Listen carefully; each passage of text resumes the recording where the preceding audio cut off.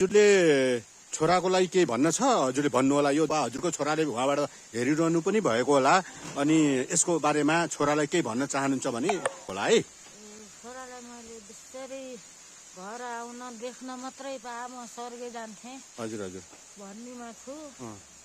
म आऊ बाबु सँगै गएर घर आऊ बाबु, तिमी घर आऊ भन्छु मैले। ल ल ल ल सुनिहाल्नु भयो सबै। घरै आउन चाहना छ, देख्न मुख्दैन पाप, म मरे पनि स्वर्ग जान्थेँ। हजुर हजुर त्यति हो।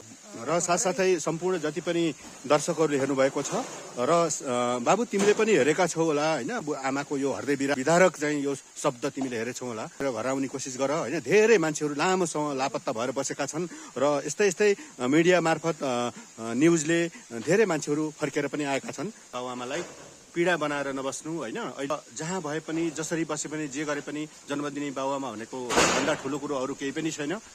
बाबु कृपा गरेर घर आउने कोसिस गर होइन। सम्पूर्ण दर्शकबिन्दुहरूमा नमस्कार। आज हामी वालिङ 5 झर्लेङ्गीमा अवस्थित शिव मन्दिर परिसरमा छौँ। हाम्रो वालिङ 5 बडहरे निवासी आदरणीय दाजु क्यामबहादुर कुँवरज्यू र उहाँकी श्रीमती धनकुमारी कुँवरज्यूको एक्लौटा छोरा हराउनु भएको छ। 24 वर्ष भइसक्यो हराउनु भएको। वास्तविक घटना के हो छोटकरीमा हजुरले बताइदिनु होला है। मेरो व्यवस्था त के हो भने आज एउटै छोरा हो।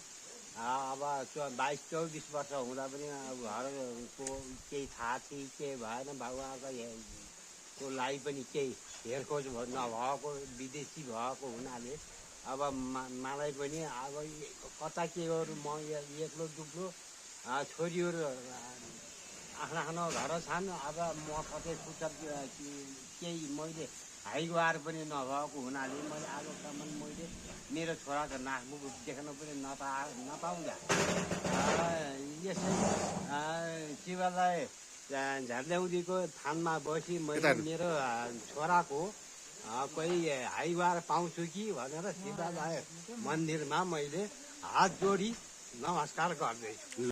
छोराको नाम भन्नु त? छोरा नाम डुकबहादुर होइन, डुकबहादुर कौर हो है। कहाँ नोकरी गर्न भनेर गएको? उसले दिल्ली हो। हजुर दिल्ली भनेर आजभन्दा 24 साल अगाडिको कुरा हो। हजुर दिल्लीमा नोकरी गर्न भनेर गएको। त्यसपछि गएपछि अब त्यतिखेर त चिठीको मात्रै जमाना थियो, मोबाइल फोन पनि थिएन होला सायद होइन। मोबाइल फोनबाट फोन गर्ने चलन पनि कमै थियो होला। एउटा समस्या त्यो पनि भयो त्यो बेलामा होइन। अहिले जस्तो भएको भए हारगुहार हुन्थ्यो, खोजी तलास हुन्थ्यो होइन। हजुर हजुर हजुर हजुर हजुर हो नि।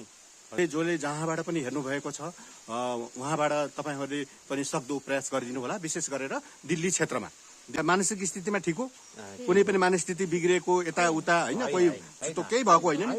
एउटा बच्चा 17 सालको बच्चा ठिकठाक, त्यो पनि दुःख गरेर हुर्काएको यहाँहरूले छोरो, पहिलाको छोरो कति, तर कहाँनिर गएर कहाँ के समस्या भयो हामीले पनि बुझ्न सकेका छैनौँ होइन। अब एक्सिडेन्ट भयो, घटना भयो, त्यो थाहा भएको भए पनि चित्त बुझाउनु पर्ने स्थिति छ होइन। तर अहिले गुमसुदा भएर होइन, अहिले लापत्ता भएर बस्दाखेरि बाबुआमाको पीडा योभन्दा ठुलो पीडा अरू केही पनि हुँदैन। त्यसो हुनाले गर्दाखेरि बाबु, अगर तिमी कहीँ पनि छौ आसपासमा दिल्ली क्षेत्रमा भएका जति पनि नेपालीहरू हुनुहुन्छ होइन, राजु भनेर यहाँ गाउँतिर सबैले गाउँतिर उहाँलाई राजु पनि भनिनुहुँदो रहेछ। र देखेपछि सानोको 10-11 वर्षको फोटो छ है, तर पनि अलिअलि मेसो हुन्छ। कोही पनि कहीँ पनि दाहिने बायाँ दिल्ली एरियामा के अरे काम गर्ने नेपालीहरूले हल्का चाहिँ यो बाबु यहाँको भन्ने जस्तो लाग्छ भने सूचना गर्नु होला। र डुकबहादुर कुँवर बाबु, तिमी जसरी पनि बाबुआमालाई यस्तो पीडा नबनाउनु। भाउजू अब चिन्ता नमान्नु है। अब सबैले हेर्नुहुन्छ होइन, ठाउँ ठाउँमा जहाँ भए पनि छोरा होइन, यदि छोरा जिन्दो छ भने तपाईँको यो भिडियोको खबर मिले अनुसार छोराले खबर गर्छ होइन। अझै पनि हामीले भगवान् शिव पार्वतीको मन्दिरबाट हामीहरू बोलिरहेका छौँ होइन। शिव पार्वतीले के अरे हात माथि राख्नुहुनेछ होइन, उहाँको आशीर्वाद लाग्नेछ होइन।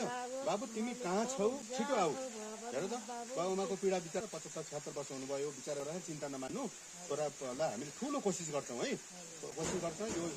यो पुरै नेपालभर होइन, इन्डियाभर, विश्वभरमा हामीले यो के अरे खबरहरू पुर्याउने कोसिस गर्छौँ होइन। केही न केही रिजल्ट मिल्ला होइन, केही न केही खबर आयो भने पनि खबर गर्छु। म हजुरकै निवासी पनि हो, गाउँको शिव मन्दिर प्राङ्गणबाट हामी बिदा हुन्छौँ। सम्पूर्ण नमस्कार है। आफ्नो कमेन्ट प्रतिक्रियाहरू दिनु होला। ल चिन्ता नमान्नु है। ल हुन्छ।